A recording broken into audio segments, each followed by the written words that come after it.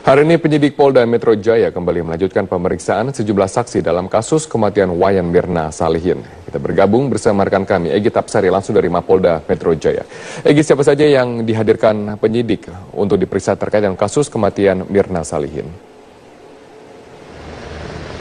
Robert, hari ini penyidik dari Ditreskrim Polda Metro Jaya kembali memeriksa suami dari Mirna, yakni Arif Sumarko, dan juga saudara kembar Wayan Mirna, yakni Sandi Salihin. Keduanya tadi datang pukul 3 sore waktu Indonesia Barat dan diperiksa selama 2 jam dan ditanyakan pertanyaan-pertanyaan seputar keluarga dan juga hubungan pertemanan antara Wayan Mirna dan juga Jessica Wongso yang menjadi tersangka. Namun setelah ditanya selama 2 jam dan diperiksa, keduanya hanya memberikan sedikit komentar kepada awak media dan menyatakan bahwa seluruh pernyataan yang dikeluarkan oleh Jessica Wongso, baik itu kepada media maupun kepada pihak-pihak lainnya, adalah semuanya bohong.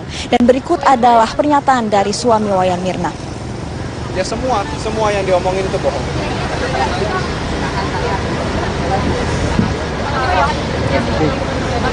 Dengan ini saya yakin bahwa apapun semua yang diomongkan Jessica di media itu adalah bohong, semuanya bohong.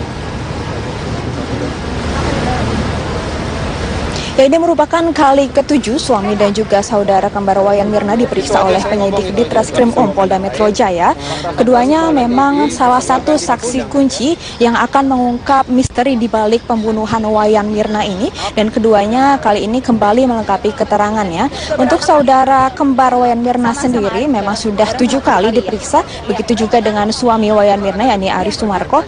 Sosok Arif Sumarko ini memang tidak begitu sering tampak di depan publik, namun menurut pernyataan dari ayah Wayan Mirna, yakni Darmawan Salihin, Arif Sumarko ini sudah menjalin hubungan dengan anaknya, yakni Wayan Mirna, selama 10 tahun dan juga melakukan studi di Australia bersama dengan Jessica dan Mirna.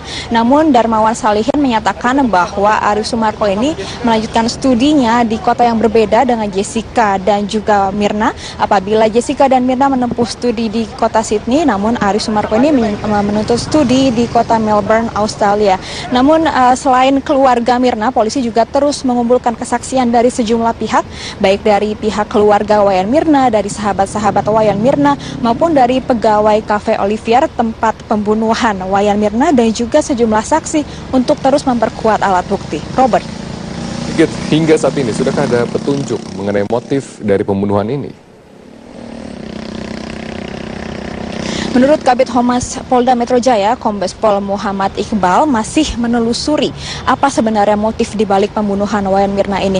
Memang saat ini masih belum ada titik terang mengenai motif pembunuhan, dan belum ada titik terangnya ini semakin membuat perdebatan mengenai motif menjadi bola liar di kalangan publik sendiri. Namun sekali lagi Kabid Humas dari Polda Metro Jaya menghimbau agar publik tidak beropini selama proses penyidikan, dan sebaiknya publik ini menunggu hingga proses penyidikan selesai ini. Itu juga yang menjadi alasan mengapa penyidik hingga saat ini enggan untuk memberikan atau membeberkan rekaman CCTV yang menjadi salah satu bukti utama yang menjadi dasar penetapan Jessica Kumala Wongso sebagai tersangka. Dan selain itu, Kabid Humas Polda Metro Jaya juga mengungkapkan bahwa selama ini penyidikan masih berfokus pada satu tersangka, yakni Jessica Kumala Wongso, dan masih terus berlanjut penyidikannya, sehingga kami juga masih terus memantau apakah ada tersangka lain di balik pembunuhan Wayan Mirna. Robert. Baik, terima kasih Egy Tapsari atas informasinya langsung dari Mapolda Metro Jaya. Pemirsa, sejumlah daerah di wilayah Jawa Barat terus terjangkit wabah demam berdarah, salah satunya di kota Tasikmalaya. Sementara di Jombang, Jawa Timur, korban meninggal hingga mencapai 10 orang. Nyamuk Aedes aegypti tidak hanya menyebabkan penyakit DBD, namun juga menjadi perantara virus Zika. Trianisha memantau langsung dari Bandung, Jawa Barat, dan Krista Helen di Surabaya, Jawa Timur. Kita ke Trianisha terlebih dahulu. Nisha, berapa jumlah pasien penderita demam berdarah di Tasikmalaya saat ini? Ya, Zilvia, wabah atau virus demam berdarah Dengue ini mulai menjangkiti warga yang tinggal di wilayah kota Tasikmalaya, Jawa Barat.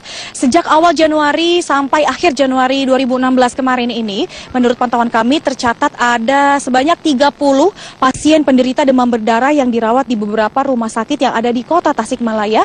Salah satunya yaitu di Rumah Sakit Dr. Sukarya, kota Tasikmalaya, Jawa Barat. Dan dari 30 pasien penderita demam berdarah didominasi oleh pasien anak-anak. Dan masyarakat di kota Tasikmalaya berharap agar pemerintah setempat segera melakukan pengasapan gratis atau fogging untuk mengurangi menyebarnya jentik nyamuk yang muncul di genangan air di musim hujan kali ini. Dan ini juga untuk mengantisipasi terjadinya peningkatan kasus demam berdarah seperti pada 2015 lalu, di mana saat itu ada sebanyak 794 kasus demam berdarah yang ada 5 orang diantaranya meninggal dunia. Sementara itu dari pihak Rumah Sakit Dr. Sukarya di kota Tasikmalaya juga mengimbau agar jika masyarakat ini merasa dirinya terkena atau terjangkit virus demam berdarah seperti tanda-tandanya menderita demam tinggi dan juga ada juga bintik merah, ini harus segera memeriksakan diri ke puskesmas atau ke rumah sakit terdekat agar bisa segera ditangani dan demam berdarah yang dideritanya tidak menjadi lebih parah. Dan berikut adalah pernyataan dari Dr. Mahmud Muhammadi, dokter anak di Rumah Sakit Dr. Sukarya, kota Tasikmalaya, Jawa Barat. Gejala-gejala awalnya seperti demam yang sangat tinggi disertai dengan nyeri kepala, nyeri belakang mata, badan pegal-pegal, terus gejala awalnya seperti itu. Jadi harus secepatnya untuk diperiksakan gitu kalau ada. Iya betul, jadi secepatnya harus segera diperiksakan. Dok, dari pasien yang dokter tangani, mulai kapan ini mulai banyak peningkatan DBD? Sejak musim penghujan ini, akhir Januari. Trennya naik? Ada kenaikan, trennya ada kenaikan. Ada yang sampai berat, ada yang shock, dan alhamdulillah bisa ditangani dengan baik. Ya, Zilvia, dan masyarakat juga harus mewaspadai karena tidak hanya virus demam berdarah saja yang sedang terjadi saat ini banyak menyerang masyarakat, tapi juga virus Zika. Kembali ke Zilvia di studio. Baik, dari Trianisha kita ke Krisna. Helen, berapa jumlah total pasien DBD di Jombang saat ini? Ya, Zilvia, jumlah pasien dengan penyakit demam berdarah ini terus mengalami peningkatan di Kabupaten Jombang. Sejumlah rumah sakit, baik rumah sakit umum maupun rumah sakit swasta, ini masih terus menerima pasien DBD di wilayah Kabupaten Jombang. Salah satunya adalah Rumah Sakit Kristen Mojowarno yang terus kedatangan pasien didominasi oleh pasien anak-anak. Selama bulan Januari hingga awal Februari 2016 ini sedikitnya 215 pasien di rumah sakit ini dan 2 orang meninggal, yakni atas nama Nabila Aurora 9 tahun dan Muhammad Alvaro 11 tahun. Pasien ini berasal seluruhnya dari wilayah endemis. Ironisnya Pemkab Jombang ini hanya merilis data pasien DBD yang dirawat di Rumah Sakit Umum Daerah Jombang saja tanpa melibatkan rumah sakit swasta. Jika seluruh data digabung di rumah sakit umum maupun di rumah sakit swasta di Jombang ini, jumlah pasien yang meninggal dunia akibat penyakit demam berdarah ini total berjumlah 10 orang, sedangkan pasien yang dirawat ini mencapai 450 orang.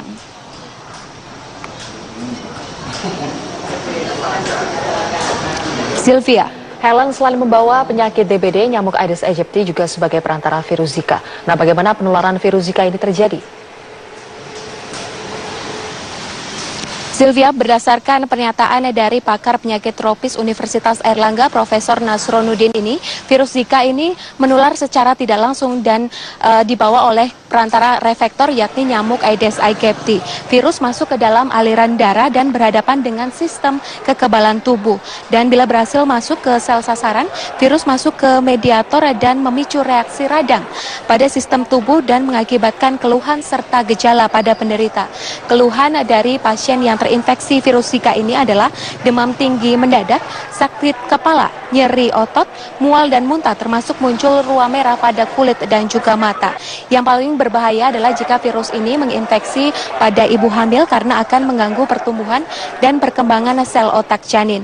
Pasien dengan virus Zika ini disarankan untuk istirahat agar dapat meredam hipermetabolik yang dipicu oleh masuknya virus Zika. Berikut pernyataan dari pakar penyakit tropis Universitas Airlangga, Profesor Nasronuddin. Penyakit ini sebenarnya tidak seperti demam berdarah ya, gambaran laboratorium misalnya memang sel darah putih menurun, tetapi tidak disertai trombositopenia atau tidak disertai penurunan trombosit, sehingga risiko perdarahan itu relatif kecil pada pasien ini. Tapi yang paling ditakutkan itulah pada ibu yang sedang hamil ya. Karena pada ibu yang hamil itu rentan menularkan kepada janin yang dikandungnya. Jadi mediator yang dikeluarkan oleh sel sasaran pada ibu tadi maka akan menimbulkan reaksi peradangan, termasuk pada peradangan sawar darah otak si janin. Maka virus akan mengintervensi kepada sel-sel otak janin, mengganggu pertumbuhan dan perkembangan sel otak sehingga massa otak tidak tumbuh sebagaimana mestinya. Sylvia, demikian yang dapat kami laporkan dari Surabaya. Christina Helen, sebelumnya ada Trianisha dari Bandung, Jawa Barat. Pemirsa